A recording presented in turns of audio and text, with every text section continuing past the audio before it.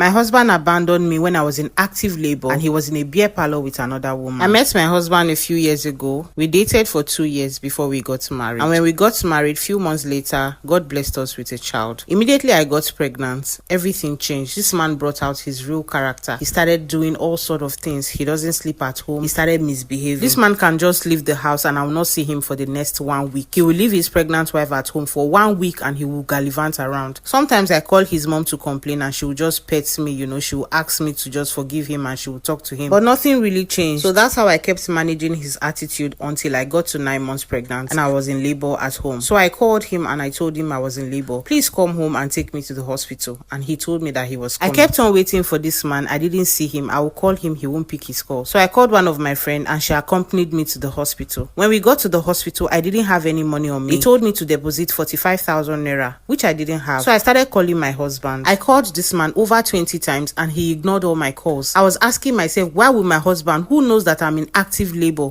ignore my calls? So I just forgot about it and I relaxed and I started looking for ways to get the money. So while I was there looking for how to get the money and pay so they can attend to me, a friend of mine called me and told me that my husband is in a beer parlor and she saw him. I asked her where the beer parlor is and she described it. It wasn't too far, so I told the hospital people that I was coming. I took a bike and I went straight to the bar. So when I got there, I saw my husband sitting with a lady and I confronted him. I said, I've been calling you, telling you that I was in labor. You ignored my calls and you are sitting here with another woman. He started saying I shouldn't worry, just go home, I'm coming. Just go home, I'm coming. I said, go to which home? I was so angry. The whole pain of labor in me, I just took a bottle there and I burst it on the ground. Everybody ran away because the way I was so pissed with my big stomach, everybody was just running. He ran away, his side chick, everybody just ran away. After that scenario, I took a bike and I went back to the hospital. So when I got back to the hospital, I called my sister-in-law and explained everything to her and she told me to call her husband, which I did. And her husband actually sent me the money and I deposited. Could you believe that this man did not even call me back, come to the hospital? He didn't even know where I was. He went back to the hotel where he had already lodged with his side chick while I was in the hospital. I gave birth to my child and he was not even aware that I had given birth until he came home the next morning and my neighbors were congratulating him.